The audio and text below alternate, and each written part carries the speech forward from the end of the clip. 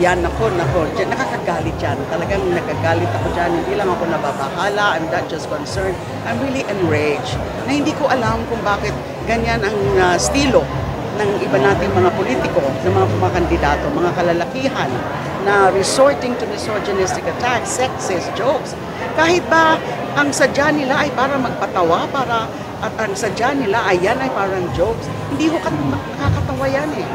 Kasi walang excuse, walang justification yan na ginagamit mo na bilang parang ornament, parang kasangkapan lamang ang mga kababaihan na pwede mong gawan ng mga kabastusan abang ikaw ay nasa entablado na may mga audience ka, may mga kasama mga bata dyan na mga audience na ano na lang ang kakalakihan ng mga bata na yan. Kung nakikita nila na yung mga politiko na naghahangad na manilbihan, whether as re-electionist, as first-timer, or a higher position, hindi yan excusable para sa akin.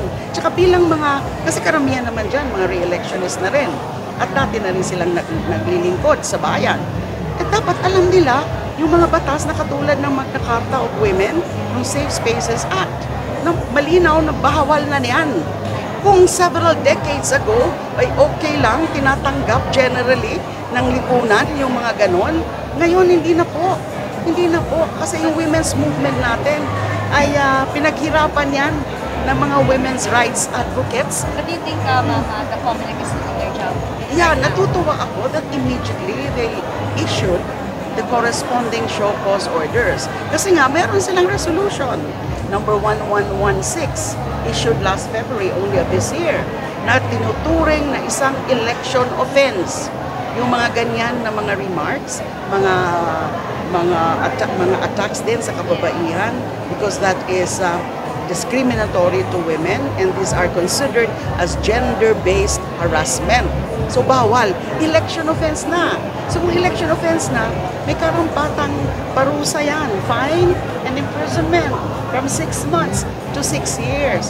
So kung hindi makontento, hindi satisfactory ang explanation ng mga concerned candidates na yan sa show cause order, pwede talang ituloy-tuloy yan, i-prosecute yan at maging election offense na. Ay, po from bakit po ba mabangoy ng mga grupo ng mga senator? Tumaas po sila. Nasa top 20 sila. Nandito na sila. Yes, pataas na sila. Yes, ma'am. Oo, nagagalak siyempre kami. Kasi kami, ML, we are the sectoral arm of the Liberal Party. At siyempre, si Senator Kiko Pangilinan, part siya ng Liberal Party. Si Serva Magino ay alay din namin yan. Sila talaga yung papunayan namin ng pambato. So, una, medyo nag-struggling pa sila. Pero ngayon na yan, pumapasok na sila. Pero umaasa kami, and I feel confident, natataas pa sila. Dahil una, masisipag sila. At pangalawa, dahil nga umiikot sila, na-enlighten yung mga tao, kaya kahit pagod na rin sila, katulad ko, ay okay lang. Basta ba, nakikita sila, nakapakinggan sila, hindi lang kami nakikita sa social media, kundi in person. Yes. But it's the personal touch. Kaya mas gusto natin yan. At siguro, nagkakaroon din sila ng parang discernment na, ito, mas mga kwalipikado ito, mas karapat-dapat ito dun sa mga iba. I don't have to make names. Pero siguro, alam nyo kung sino yung mga tinutukoy ko. So siguro nagkakaroon sa realization. Ito, mga mas maayos ito, mas decente, nagtatalino, may track record na. Kaya dumadami yung supporters nila, tumataas yung kanilang rating. At nananalangin kami, natataas at tataas pa yan. At marami pang makukumbinsi sa kanilang kakayahan. Senator, yes. halos pare-parehas po yung plataforma kung gano'n yung mga parties. Bakit po kailangan piliin ng image party? Kailangan nung piliin ang party list. Unang-una dahil kami po ay genuine party list. Ibig sabihin, kami ay tunay na multi-sectoral organization. Iba-iba kaming mga sektor, which is the very real essence, which is the essence of the party list system. Hindi kami tinayo ng political dynasty. Hindi kami tinayo ng mga malalaking business, ng mga kontratista. At meron kami talagang sinserong hangarin para sa mga marginalized sectors. Meron na nga kami na mga naisip na mga priority legislation for each of the sectors that we are representing. In other words, handa po kami at kami mga nominees, the three lead nominees, ako, Laila de Lima, and then si Teddy Bronner Padilla, and then si Eric Tanyada, may mga kanakisan na po kami. Bilang mambabatas, ako bilang senador, silang dalawa bilang dati mga kongresista. So, hindi na namin kailangan ng aral bago paano gumawa ng batas. Nasa amin din ang puso. Hindi kami yung self-interest, mga vested interest, kundi sa ngalan lang ng paglingkod, lalo na sa mga nasa laylayan. Malaylay na po. Dati po pinakulong kayo pero nakalaya kayo ngayon. Medyo nakatunggali nyo, nakakulong na mga yun. Is this a triumph of justice? Ano po masasabi nyo before the world public opinion? Ang nangyayari ngayon ay nagpapahiwatig na meron na talagang gumagalaw na hustisya. The wheels of justice is now moving, is now turning.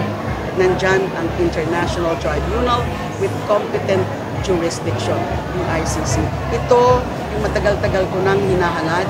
Ito ay matagal ko nang ninanais at pinagdadasal.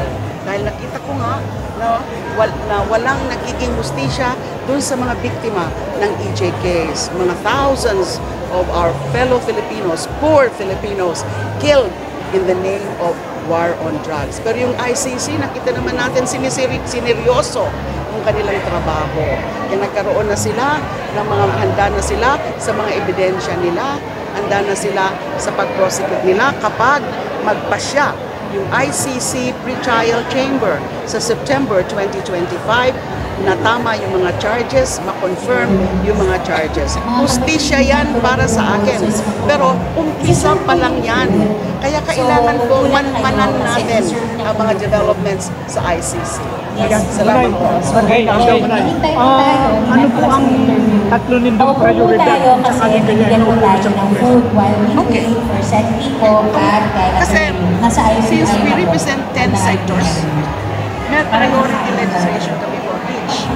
Ang hindi pa namin pag-usapan ngayon, alin sa mga yun ang uunahin namin. For example, the first three. Pero pwede rin maging mauna rin, isa sa mga uunahin namin, yung balak namin na ipa-amyenda yung party list system law.